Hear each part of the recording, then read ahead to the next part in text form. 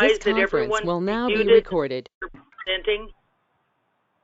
Please stay muted unless you're presenting.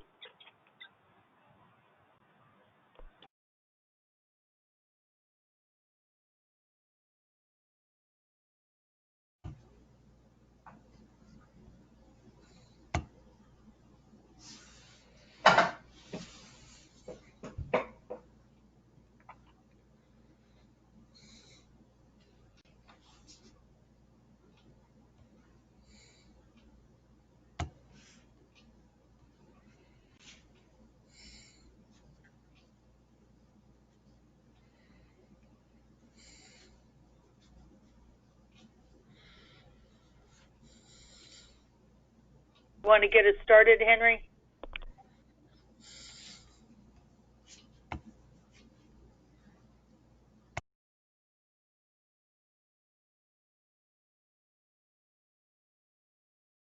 Okay, let's try this one. I'm now talking over two different sources.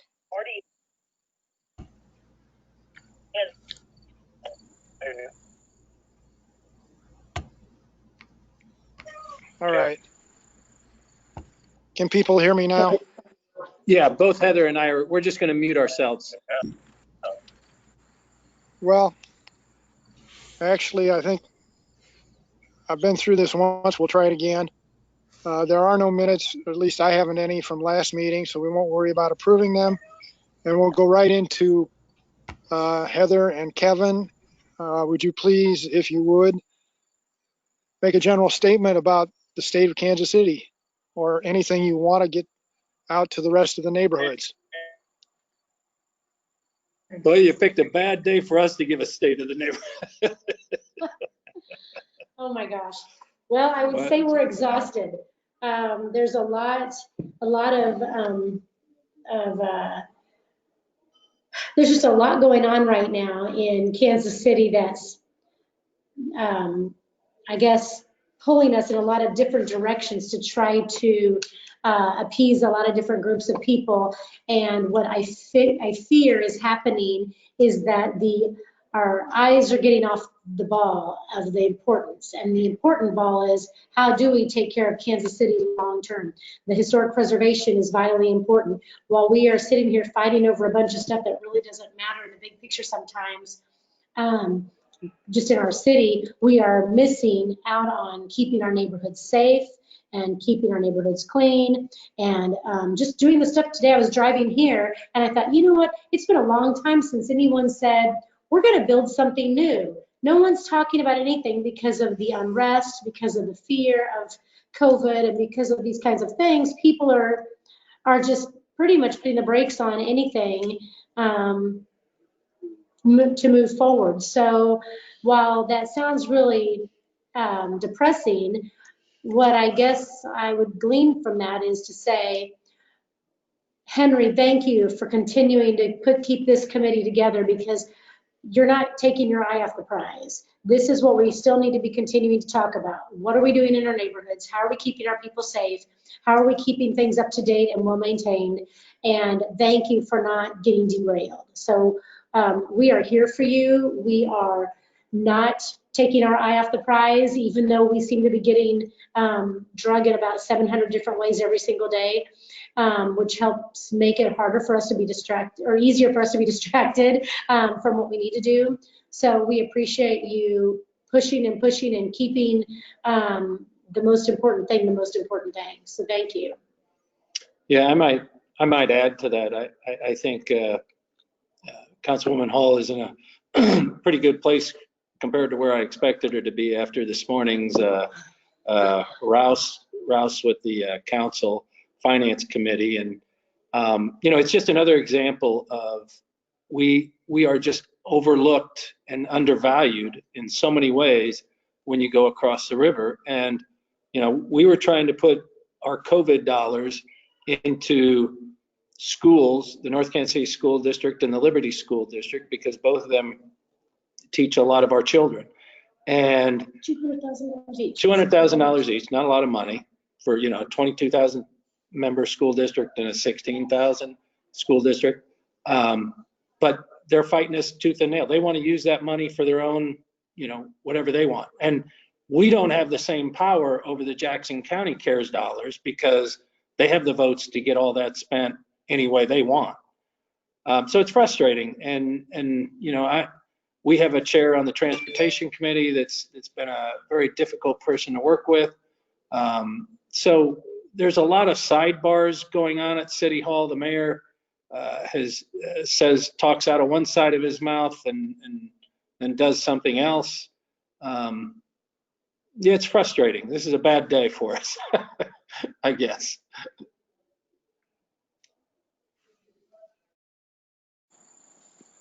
For those of you who have questions, if you would write them in the chat line and Eli could read them to Heather and Kevin, that would be the easiest way to see if you have questions that need answers.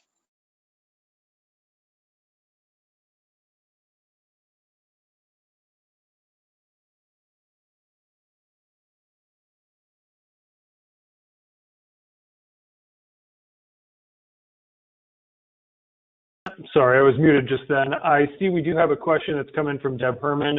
Why did so many Southland council members oppose CARES funding for our school districts? Well, we have a couple of reasons. So let me just start over. We got, out of 15 million, we received 11.8-ish for us to use in the Northland. That difference between 15 and 11.8, Clay County designated already. They gave, I think, 1.2 or 1.5 million to each school district, and they gave a couple $1 million to the Clay County Health Department for use and benefit of Kansas City kids. After all that money was there, then Kevin and I and Dan Fowler really went out and approached all sorts of organizations, and they approached us and they all said, here's what we need, here's how we can use the rest of that $11.8 million, or that 11.8. And so we made a list of everybody who wanted money and what they were going to use, because there's very specific ways you have to use that money. It's not just a, here it is and go have fun. So there's very strict guidelines on how you use those dollars.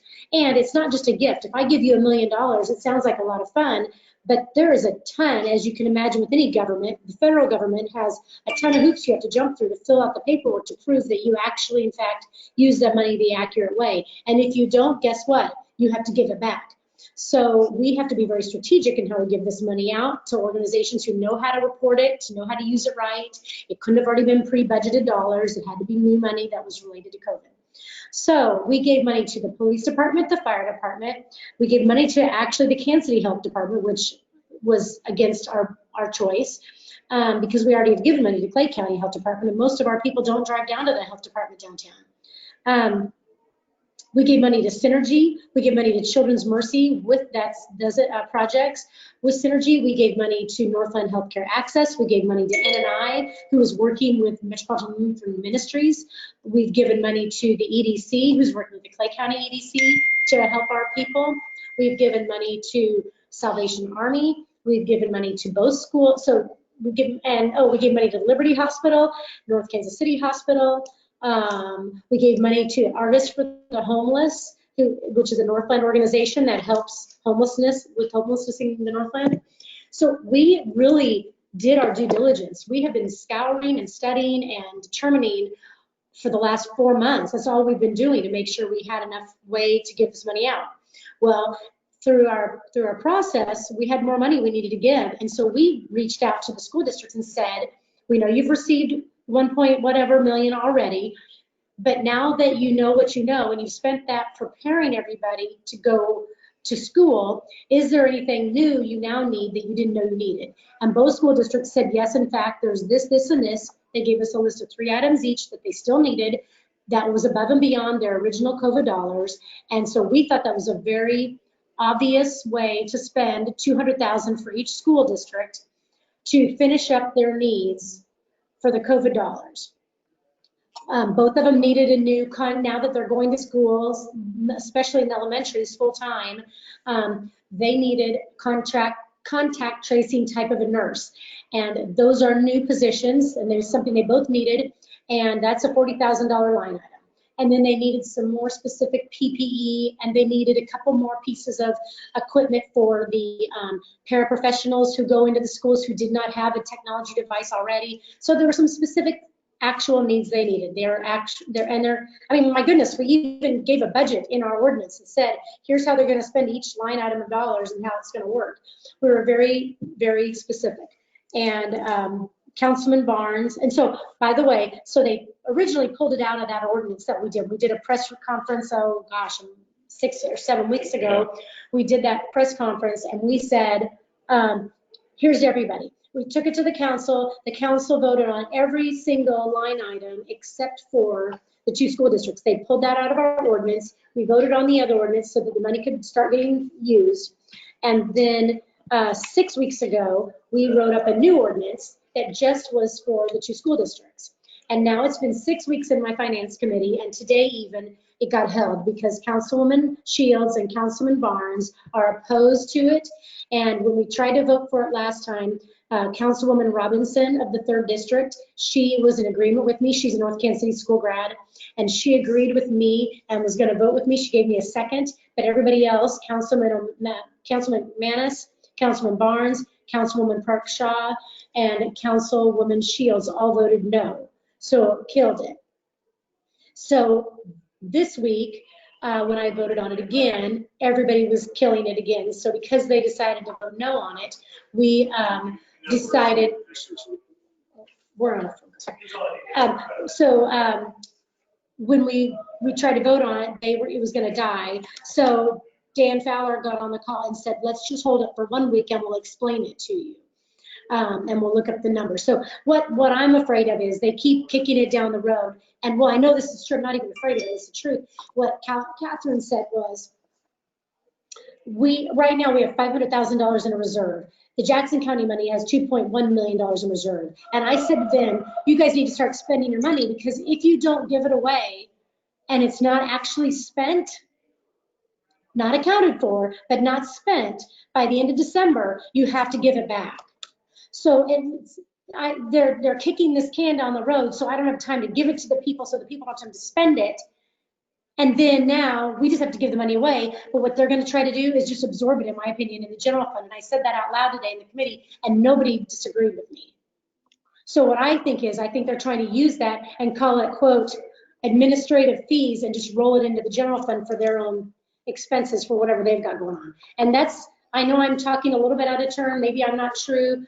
I'm not lying. I just think that's what they're going to do. And I said it out loud in my committee on tape, and nobody refuted me. So that's a long answer to your question, but I needed to explain the big picture to you. Yeah. Thank you, Councilwoman Hall. We've had a few other questions come in while you two are talking here. Jenny asks, is there anything we can do to help, writing letters, etc.? That would be amazing if you guys could write letters to our colleagues on the Finance Committee and urge them to vote yes next week, especially Councilwoman Shields and Councilman Barnes. They're at large. They are your council people. So you write those people letters. You can write everybody, write all the council people letters if you want. Write the same letter and just send it to all 12 of us. And 13, write it to the mayor. The problem is, if it doesn't get out of committee, it really doesn't matter. So you got to get Shields, Lee, Barnes, Parkshaw, McManus, and me. We need the letters, and send it to the clerk's office too, and then we'll read them. And then if so, I try to get Dr. Tucker and Dr. Clemens to write letters, but quite honestly, I think they look at this like they don't want to get in trouble now when they might have something else later that's bigger too. So I think they're worried about the big picture of their relationship with everybody. And, that's too bad. We shouldn't have to have a fear make our decisions. But letters, calls would be great. And Melissa Robinson, sorry, I forgot to put her on the name. Yeah, all of us. Great. Next question here coming in from Henry Clark. What will Casey be doing next year financially with so little revenue coming in?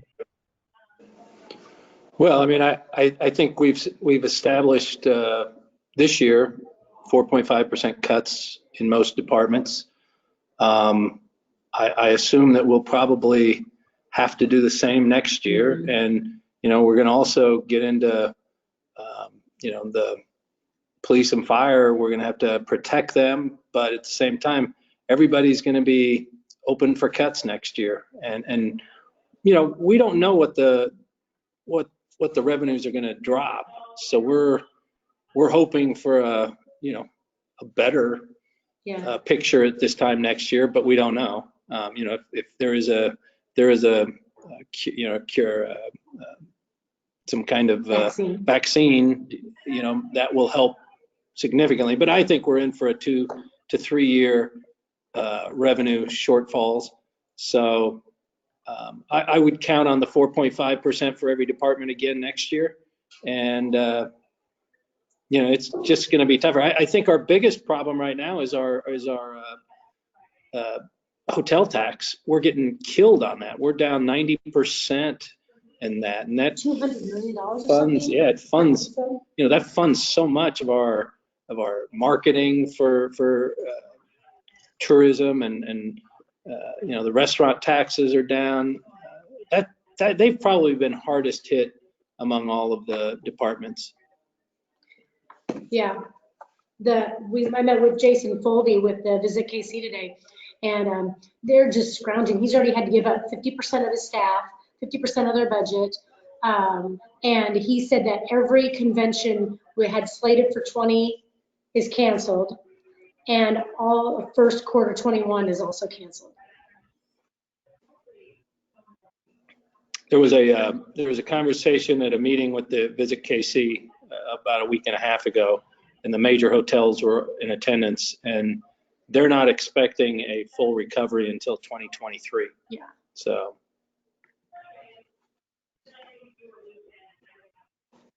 Well, thank you for that. We have another question that's come in here from Marty. Question is, how does this break down districts 1 and 2 and some of 4 versus the rest? Thinking basically, I think the question is probably about the voting that was going on. Is there a divide between the Northland and the Southland? Are you talking in general or on a specific ordinance? Marty doesn't specify. It might be best if Marty could maybe unmute really quick and just ask. Yeah, it's in general, but also, are there any 4th or 2nd district problems?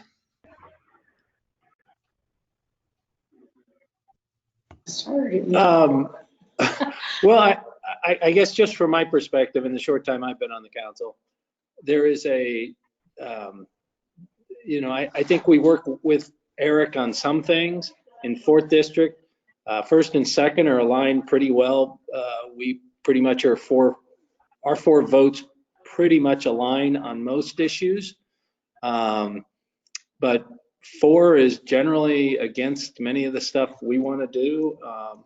3 has been actually better working with District 3, and then 5 and 6 has been kind of up and down, and 5 is up and down. I mean, sometimes Reynes supports us, sometimes Lee supports us, but rarely do both of them. So it's still, my view is it's still somewhat north versus south in a lot of issues.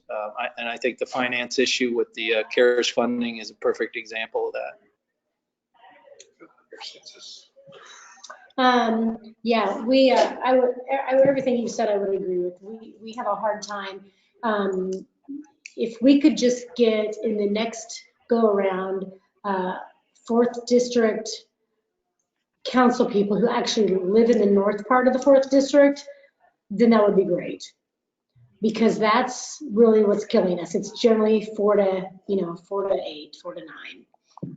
Yeah. And that's generally what happens. And that's disappointing because it shouldn't be that way. I feel like out of respect for other people, when things are going on in their district, I feel like we defer to them because they know their district better than we do. And I feel like that's what I said today in the finance committee. I said, it's very disturbing to me that all of my colleagues who live in Jackson County are sitting here trying to tell me they know what's best for me and my school districts in the Northland when we've been working for months on this, but yet I had really no power because I couldn't get the votes to do it because they just did not want to give any credence to what Clay County wanted. It's like they're holding us hostage because they're mad that they didn't get all their money in Jackson County.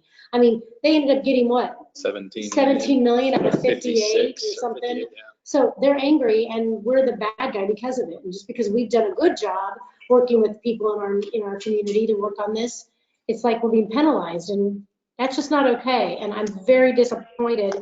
But you know, trying to bring this back around to the whole point of your roundtable is, if these things are happening, and this is what we know is going to happen until 2023, wouldn't it be a great way for us to rally our troops in the Northland and say, you know what, we're not going to let this get us down. We're going to fight and do our best job we can do with our community policing. We're going to fight and do our best job with our neighborhood cleanups. We're going to fight and do our best job with all of our HOAs and make sure we're doing what's right for all the houses so that everybody in all of our homes associations, all of our houses are staying up to date and they're not getting, you know, under maintained.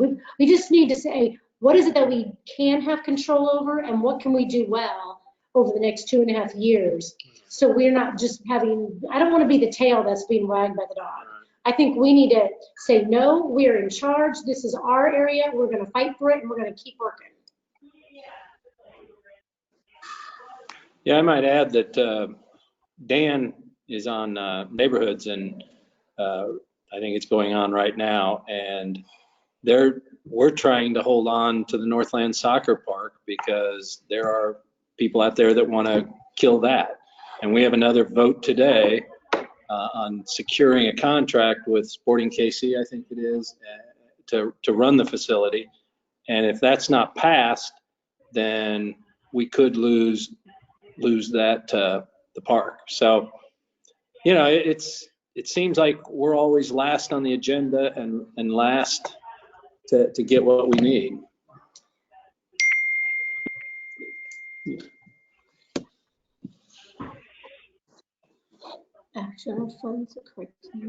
Thank you for that.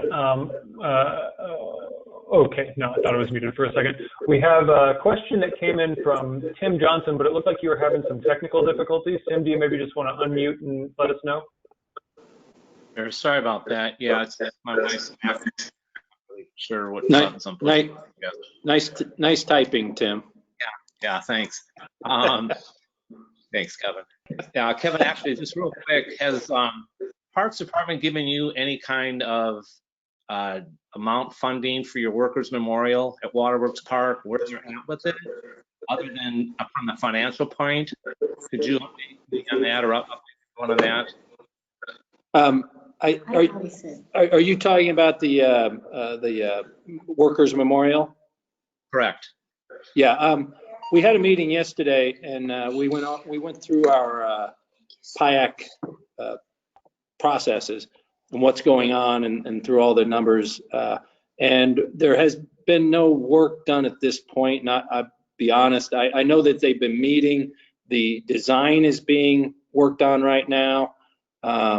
There's a couple. I think we have $200,000. I think we put in there. We still have to. I have to work with 4th District to find a way to allocate our monies. So in other words, it's in 4th District, so I can't directly give money to the project. And I'm still trying to figure out with Eric how we can help each other on this. I'm sure we'll find a way. Okay, well, that's great, because I'm meeting tomorrow, physically meeting with some of the people from Parks to go over a lot of this stuff. I'll let you know what happens after I meet them. Okay, that'd be great. Thanks, Dan.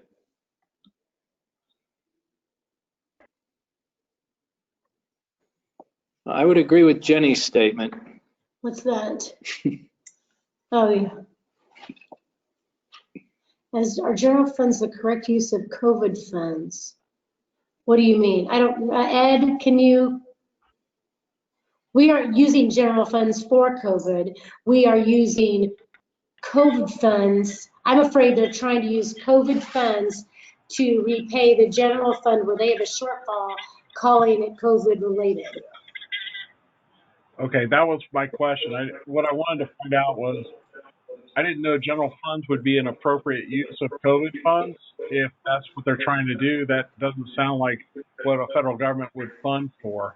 I understand that it could be impacted by COVID, but at the same time, I thought they were trying to get the money out into the community to resolve problems. Yeah, I think, yeah, they're just saying legally we can use a percentage that is appropriate, and that's kind of a loose term from the federal government with the County CARES Act that would count as, quote, administrative fees that the city has to pay for because they're expending time and resources with their staff and their time doing COVID-related budgeting. So it doesn't have to actually go to benefit to Clay County, but Clay County dollars, an appropriate percentage can be used for those kind of administrative.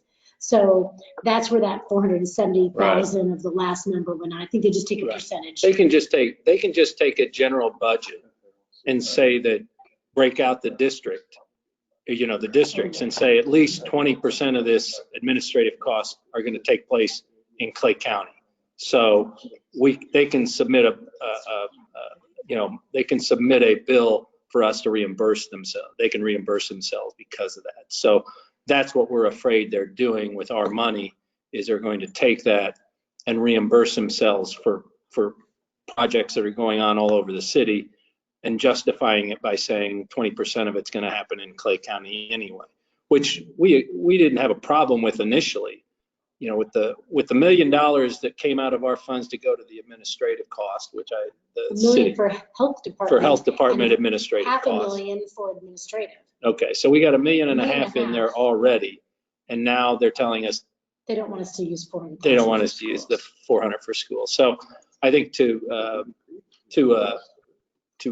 Deb's point, that it actually would be a good way to put that. If we can get the scopes changed in our NNI monies, that maybe we could get that money go directly through NNI Lutheran Ministries onto the schools. Speaking of that, Deb, I don't want to put you on the spot, so if you don't want to answer right now, please don't. But how are you feeling with the response rate by the citizens of Clay County requesting that money from you and MLM?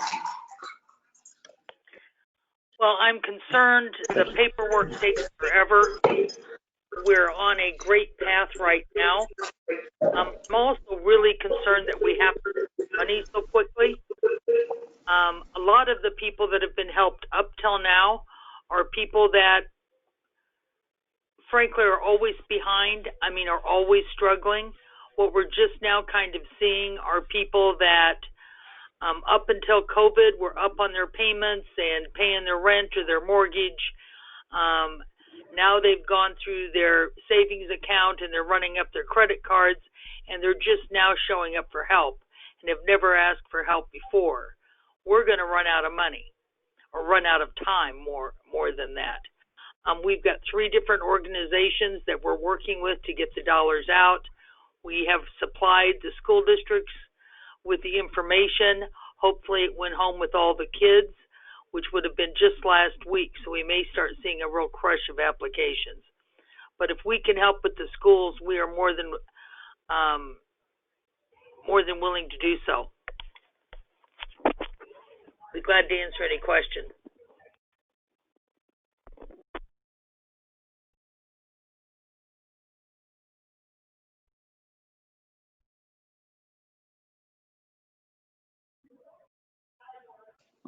Okay, so Deb, let me ask you a question. I mean, I'm not saying it's a good thing that so many people are asking for money, but thank goodness that there's a vehicle that they can get it from. What I'm hopeful will happen. So we told them, I told the finance, because you know they want to have their hand on everything. I told the finance committee that October 28th is a deadline for when we're going to ask all of our partners to tell us, how are you doing spending the money we gave you? Are you out?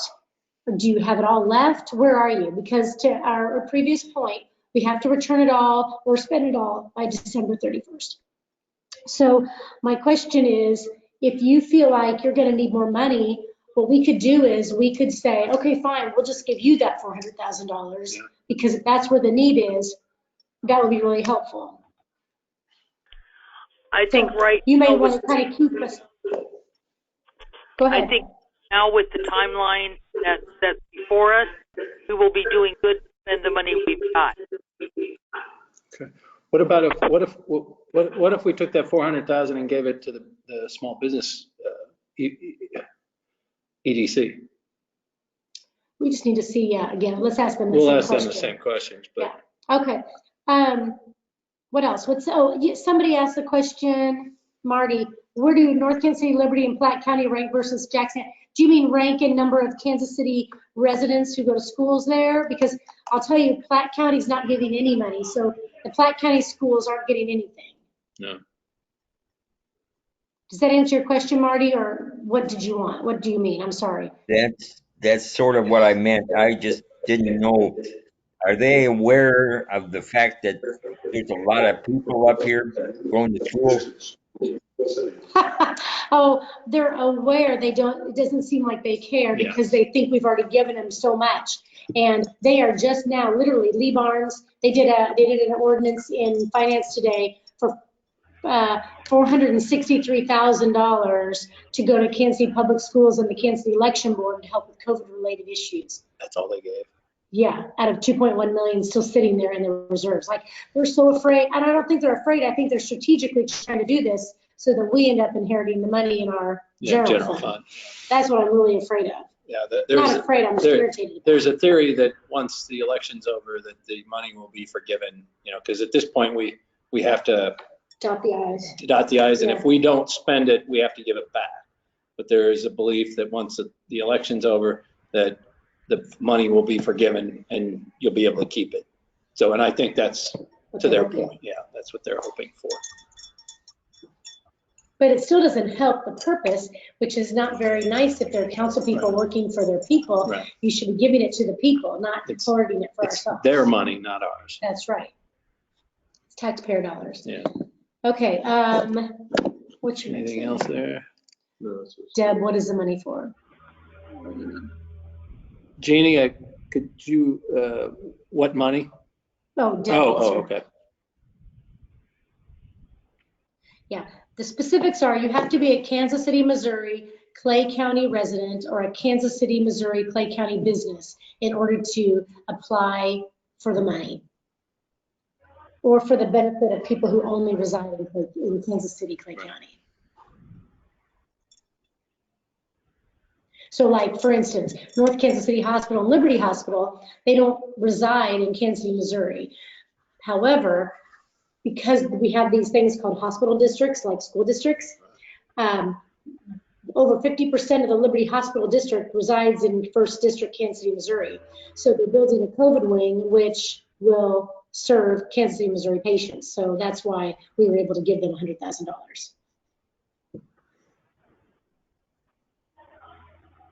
Did we miss any questions?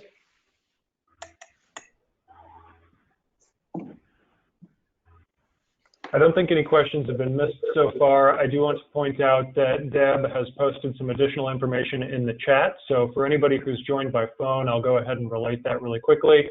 The COVID money that NNI has is for rent, mortgage, nutrition, or utility assistance. Income guidelines apply. You must be Kansas City, Clay County residents. If you go to nni.org, there's a link on the front page that will give you more information. Or you can call 454-2000 and you'll be directed to someone who can help. And Deb says, importantly, loss of income must be documented to be COVID related. I don't see any other questions. Oh, Henry just asked, how is the airport construction going? Last week I talked to Edgemore, and I believe we're ramping up in the next week or two to have over about 1,000 to 1,200 workers on the job site. It seems to be going well. I mean, we are on time, on budget, on schedule. It's something that we haven't really had any dealings with the airport for the last 3 weeks because of the the city hall or the council was on vacation for 2 weeks. I'm encouraged about the progress at this point. And we voted today to allow them, it'll go to council tomorrow. We voted today for them to reimburse or refund some of the guard bonds, which are general aviation department bonds. So it's going to make us, in essence, by selling some bonds and paying us some other bonds, we will be able to save about $1 million a year through the aviation project, which is helpful. Yeah. Anything helps. So that's good news. And I'm assuming my colleagues will vote for it. We unanimously voted for it today in committee. So I assume that gives us enough votes to pass it out of council tomorrow.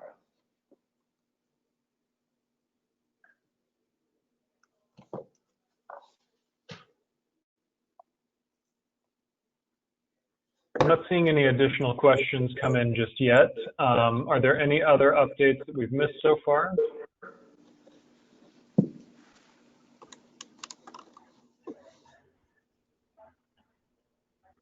Sounds like that might be a no.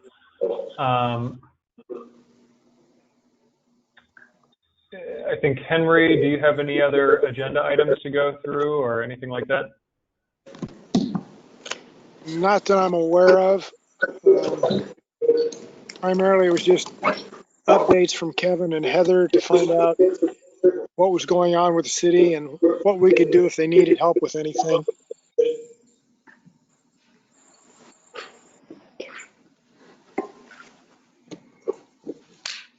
Gotcha. Let me check here. I see there's another chat that's come in. Deb wanted to make an announcement that NNI is moving to Antioch Crossing. The approximate date for this move is January 1st, 2021. And of course, a thank you to Councilmembers Hall and O'Neill for making it happen. It's all Kevin. He worked his little heart out. Go, go, go. Didn't end up benefiting anybody. We all worked. It's important. This is Marty. Hey, Marty. Hey, Marty. I just wanted to give the council people an attaboy because their Kansas City, Missouri crews that are coming around pick up the recycling. They're doing a great job. Thank you, Marty. We're glad.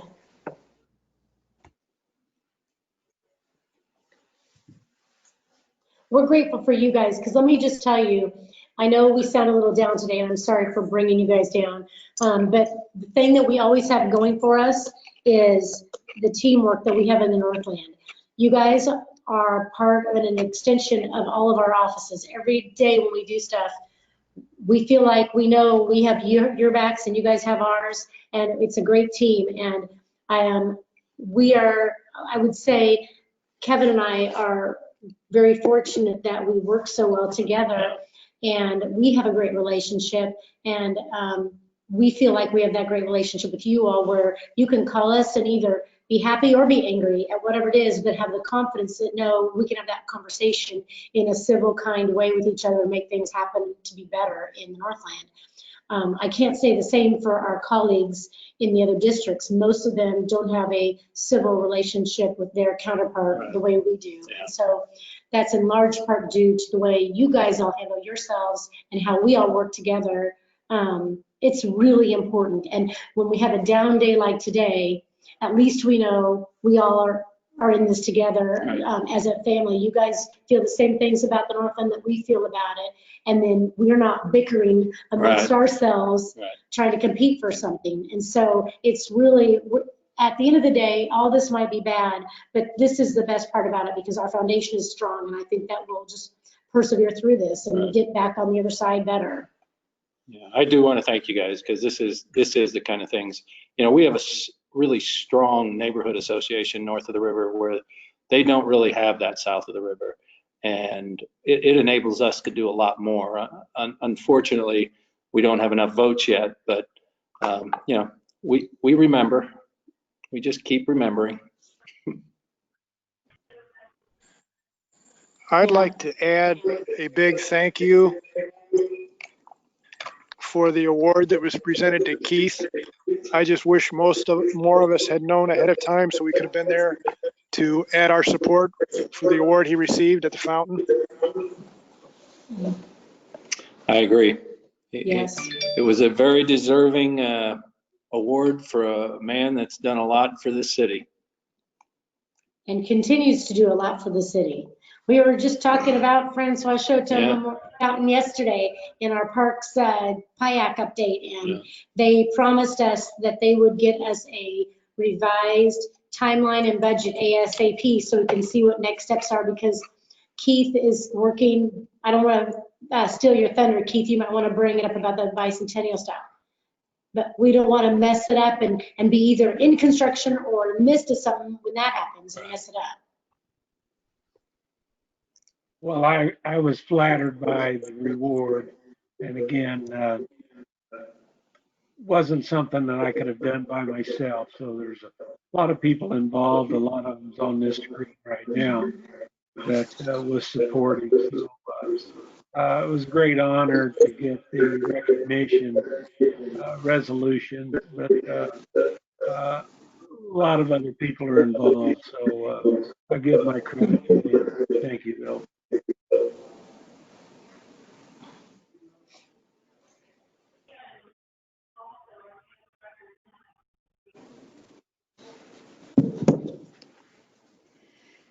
Well, kudos also to the trash pickup. I have to be getting out of bed early to get it out there by 7 o'clock because. No, that's what we were doing this morning. It was out there. They were out there at 7:30 picking up the disposables. So yeah, it's a good thing and a bad thing, right? Got to keep you on your toes.